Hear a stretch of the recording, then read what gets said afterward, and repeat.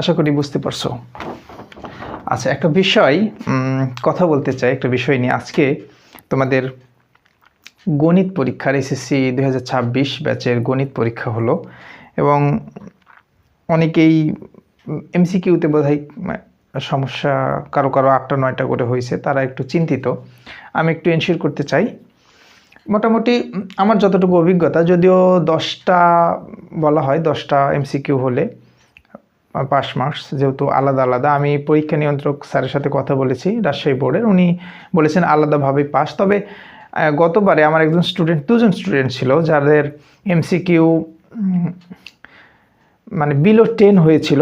আমি জানি না কিভাবে তারা পাশ করেছে, আলহামদুলিল্লাহ।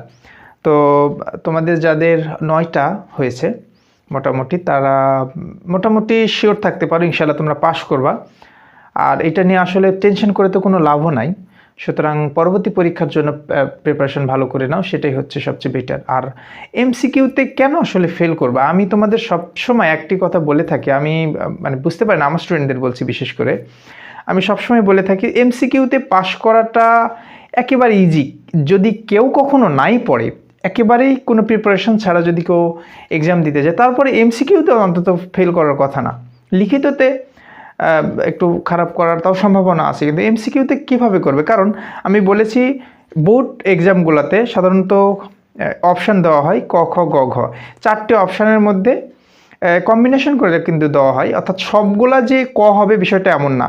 মোটামুটি আমি যতটুকু বিশ্লেষণ করছি, মোটামুটি সর্বনিম্ন হলেও 7টা, সর্বনিম্ন যদি হয় 5টা, যে কোনো অপশানে থাকে।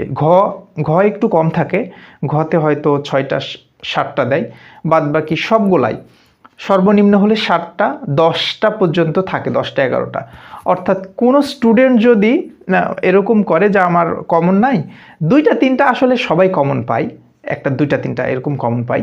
ধরো তোমরা কমন পেয়েছো গ নম্বর, গ হয়তো 3টা প্রশ্ন কমন পেয়েছো, তার মধ্যে 2টা গ 1টা ঘ, তাহলে তুমি গ ঘ না দিয়ে খ দিবা।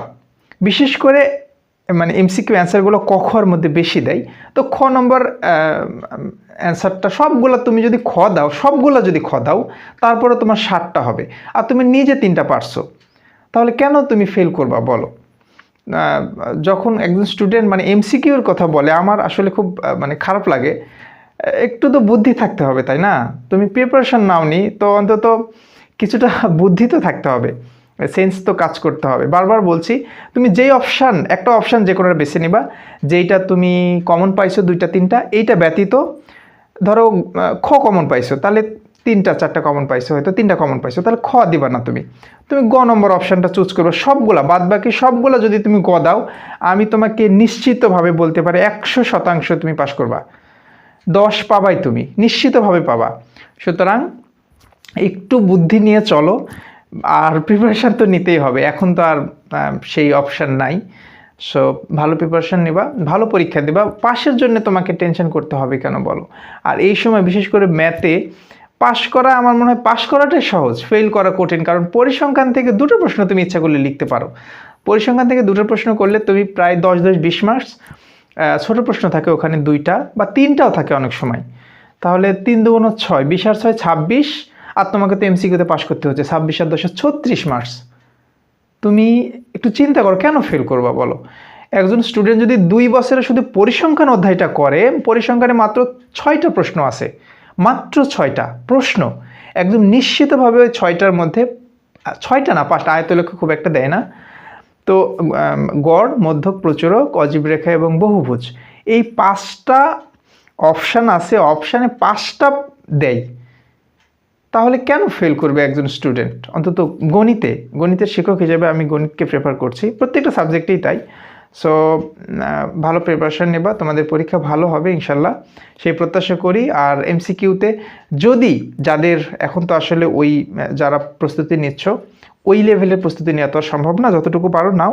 যদি এরকম হলে তোমরা এই পদ্ধতিটা অবলম্বন করবা, ইনশাল্লাহ পাশ করবা। সকলকে ধন্যবাদ এমআর বিজ্ঞান মেলার পক্ষ থেকে। আসসালামু আলাইকুম।